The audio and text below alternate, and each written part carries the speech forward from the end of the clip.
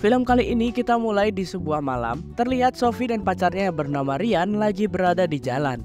Namun Sophie ini nggak nyaman karena Ryan menyetir sambil memainkan handphone. Benar saja, mobil mereka pun akhirnya hilang kendali dan keluar jalur.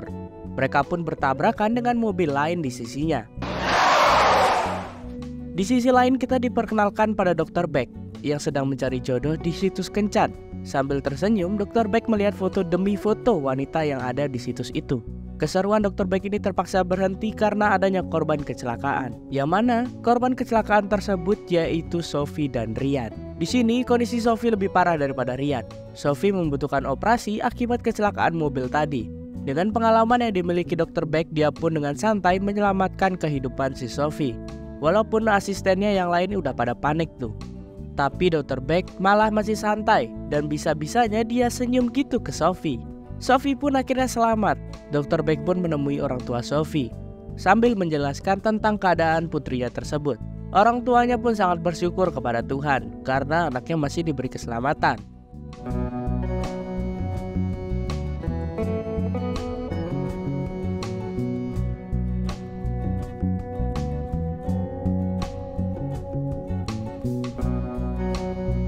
Dr. Beck pun memanggil orang tuanya dan memberitahu kalau si Sophie harus dirawat di rumah sakit. Di keesokan paginya, Sophie saat tersadar ia pun langsung disambut oleh kedua orang tuanya dan juga sahabatnya yang bernama Kathleen. Di sini Sophie pun merasa kalau bibirnya ini kayak habis dicium guys. Sophie pun mengira kalau dirinya dicium oleh si Ryan. Tapi si Kathleen bilang kalau si Ryan patah tulang sehingga dirinya juga harus dirawat di kamar sebelah.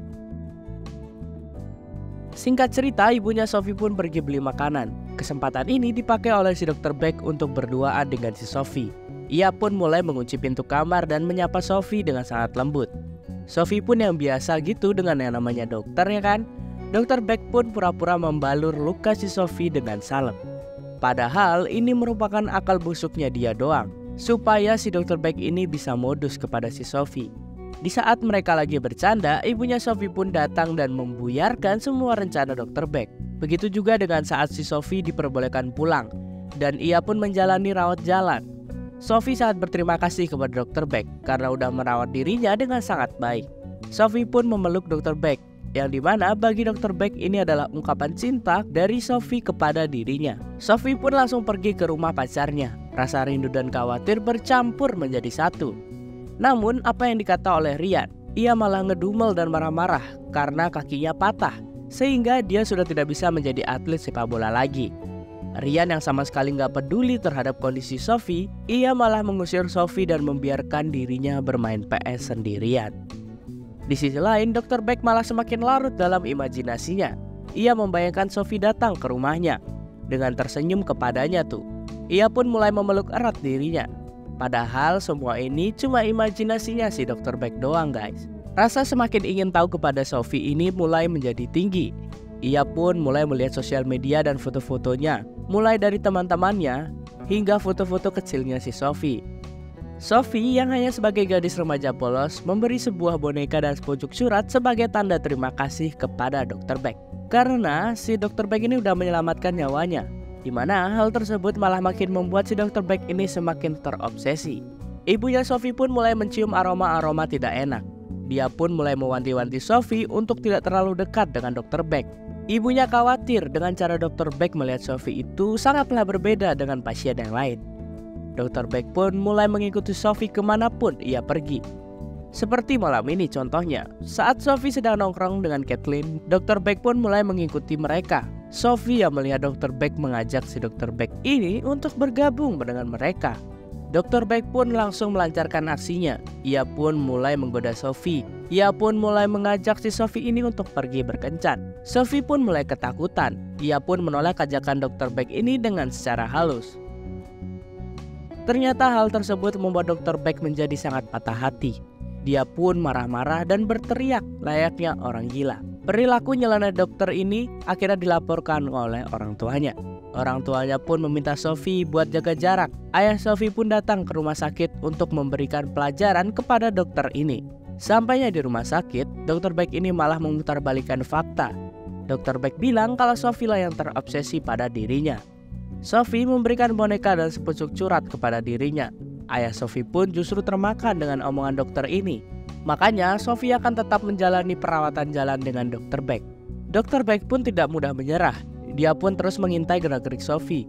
Di saat keluarganya pada pergi, Dr. Beck pun mengendap-endap masuk ke dalam rumah si Sophie. Ia pun mulai rebahan di kamarnya. Tiba-tiba imajinasinya pun menjadi buyar karena Sophie dan keluarganya ini pulang ke rumah. Ternyata Sophie pulang bersama Ryan. Mereka pun berdua langsung main di kamarnya.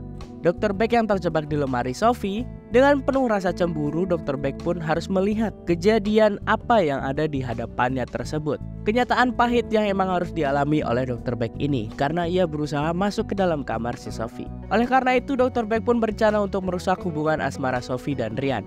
Saat Ryan sedang memeriksa kakinya, Dr. Beck membajak HP si Ryan.